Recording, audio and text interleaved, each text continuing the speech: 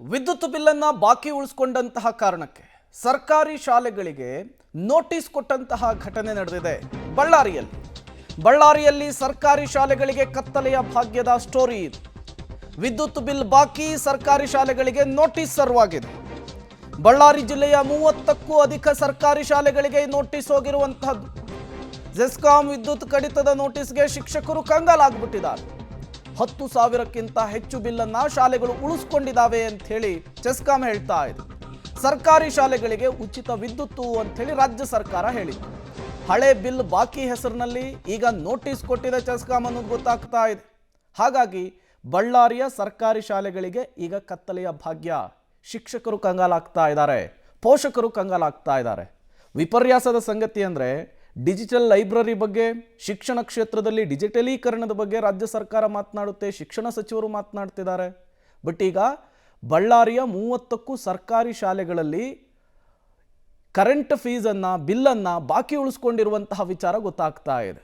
ಇದರಿಂದ ಈಗ ವಿದ್ಯಾರ್ಥಿಗಳು, ಪೋಷಕರು ಜೊತೆಗೆ ಶಿಕ್ಷಕರು ಕಂಗಾಲಾದಂತಹ ಘಟನೆ ನಡೆದಿದೆ.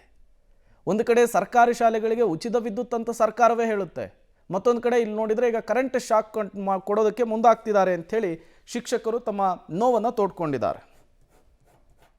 ರಾಜ್ಯದಲ್ಲಿ ಕಾಂಗ್ರೆಸ್ ಸರ್ಕಾರ ಅಧಿಕಾರಕ್ಕೆ ಬಂದ ನಂತರದಲ್ಲಿ ಸರ್ಕಾರಿ ಶಾಲೆಗಳಿಗೆ ಉಚಿತ ವಿದ್ಯುತ್ ಅನ್ನುವಂಥ ಪರಿಕಲ್ಪನೆಯ ಆಧಾರದ ಮೇಲೆ ಸರ್ಕಾರಿ ಶಾಲೆಗಳಿಗೆ ಉಚಿತ ವಿದ್ಯುತ್ ಕೊಡ್ತೀವಿ ಅನ್ನುವಂಥ ಘೋಷಣೆಯನ್ನು ಮಾಡಿದರು. ಆದರೆ ಅದಕ್ಕಿಂತ ಮುಂಚಿತವಾಗಿ ಒಂದಿಷ್ಟು ಸರ್ಕಾರಿ ಶಾಲೆಗಳು ಬಿಲ್ಲನ್ನು ಬಾಕಿ ಉಳಿಸ್ಕೊಂಡಿದ್ವು. ಆದರೆ ಈಗ ಅದನ್ನೇ ನೆಪವಾಗಿಟ್ಕೊಂಡು ಜೆಸ್ಕಾಂ ಅಧಿಕಾರಿಗಳು ಸರ್ಕಾರಿ ಶಾಲೆಗಳಿಗೆ ನೋಟಿಸ್ ಕೊಡುವಂಥ ಕೆಲಸವನ್ನು ಮಾಡ್ತಾ ಇದ್ದಾರೆ. ಒಂದು ವೇಳೆ ನೀವು ನಿಗದಿತ ಸಮಯದಲ್ಲಿ ಬಿಲ್ಲನ್ನು ಕಟ್ಟದೇ ಇದ್ದರೆ ನಿಮ್ಮ ಶಾಲೆಯ ವಿದ್ಯುತ್ತನ್ನು ಕಡಿತ ಮಾಡ್ತೇವೆ, ಲೈನ್ ಕಟ್ ಮಾಡ್ತೀವಿ ಅನ್ನುವಂಥ ಬೆದರಿಕೆ ರೀತಿಯಲ್ಲಿ ಒಂದಿಷ್ಟು ನೋಟಿಸ್ಗಳನ್ನು ಕೊಟ್ಟು ಹೋಗುವಂಥ ಕೆಲಸ ಆಗ್ತಾಯಿದೆ. ಬಳ್ಳಾರಿ ಜಿಲ್ಲೆಯಲ್ಲಿ ಒಟ್ಟು 30ಕ್ಕೂ ಹೆಚ್ಚು ಶಾಲೆಗಳಿಗೆ ಈ ರೀತಿಯ ನೋಟಿಸ್ಗಳನ್ನು ಕೊಡೋದ್ರ ಮೂಲಕ ಸರ್ಕಾರಿ ಶಾಲೆಗಳಲ್ಲಿಯೂ ಸಹಿತ ಕತ್ತಲಿನ ಭಾಗ್ಯ ಸರ್ಕಾರ ಕೊಡುತ್ತೆ ಅನ್ನುವಂಥ ಆತಂಕ ಕೂಡ ಎದುರಾಗಿದೆ. ನಾನೀಗ ಬಳ್ಳಾರಿಯ ಸರ್ಕಾರಿ ಮಾದರಿ ಹಿರಿಯ ಪ್ರಾಥಮಿಕ ಶಾಲೆ ಗಾಂಧಿನಗರ ಈ ಒಂದು ಶಾಲೆ ಮುಂಭಾಗದಲ್ಲಿರುವಂಥದ್ದು. ಈ ಶಾಲೆಗೂ ಸಹಿತ ಇದೀಗ ಜೆಸ್ಕಾಂ ಅಧಿಕಾರಿಗಳು ಒಂದು ನೋಟಿಸನ್ನು ಕೊಟ್ಟು ಹೋಗಿರುವಂಥದ್ದು.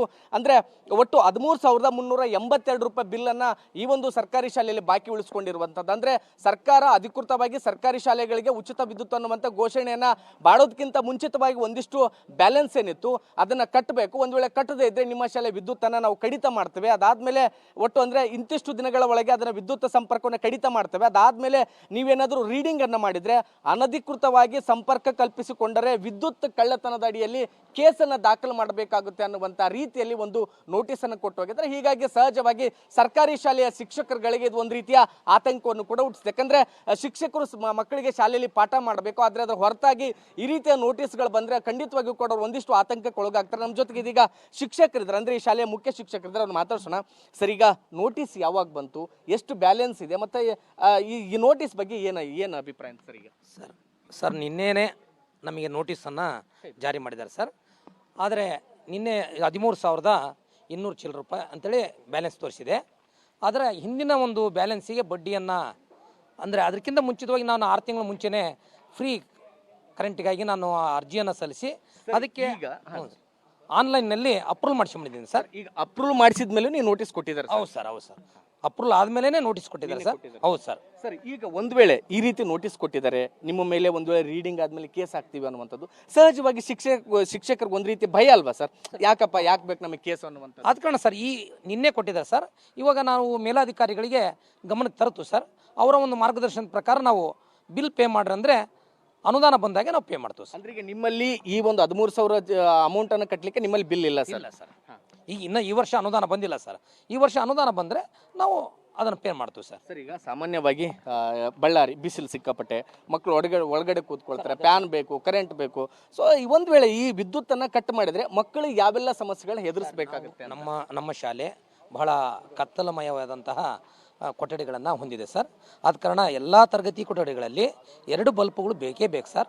ಹಾಗೂ ಮಕ್ಕಳು ಕುಳಿತುಕೊಂಡು, ಅಂದರೆ ಬೇಸಿಗೆಯಲ್ಲಿ ಯಾವ ರೀತಿ ಇರುತ್ತೋ ಸೆಕೆ, ಅದೇ ರೀತಿ ಇಲ್ಲಿ ಸೆಕೆ ಇರೋದರಿಂದ ಪ್ರತಿ ತರಗತಿಗೂ 2 ಫ್ಯಾನ್ಗಳನ್ನು ಹಾಕಿದ್ದೀವಿ ಸರ್. ಆ ಫ್ಯಾನ್ಗಳು ಇಲ್ಲದ್ರೆ ಮಕ್ಕಳು ಕೂಡೋಕ್ಕೆ ಕಷ್ಟ ಆಗುತ್ತೆ. ಆಮೇಲೆ ಮೇಲ್ಛಾವಣಿಗಳಲ್ಲಿ ಕೂಡ ಬಹಳ ಮೇಲೆ ತರಗತಿ ಕೋಣೆಗಳು ಇರೋದರಿಂದ ಅಲ್ಲಿ ಕೂಡ ಬಿಸಿಲಿನ ತಾಪ ಜಾಸ್ತಿ ಆಗಿದೆ. ಆದ ಕಾರಣ ಕರೆಂಟ್ ಅವಶ್ಯಕತೆ ಬೇಕು. ಆಮೇಲೆ ಮಕ್ಕಳ ಒಂದು ಕುಡಿಯೋ ನೀರೋದಕ್ಕೆ ಫಿಲ್ಟರ್ ಇದೆ ಸರ್. ಈಗ ಜೆಸ್ಕಾಂ ಕೊಟ್ಟಿರುವಂತಹ ನೋಟಿಸ್ಗೆ ಶಿಕ್ಷಕರು ಹೇಳ್ತಾ ಇರುವಂತಹದ್ದು ಈಗ ಇದನ್ನು ಬಗೆಹರಿಸಬೇಕಾಗಿರುವಂತಹದ್ದು ಶಿಕ್ಷಣ ಇಲಾಖೆ ಏನು ಮಾಡುತ್ತೆ ಅನ್ನೋದನ್ನು ಕಾದು ನೋಡಬೇಕಿದೆ.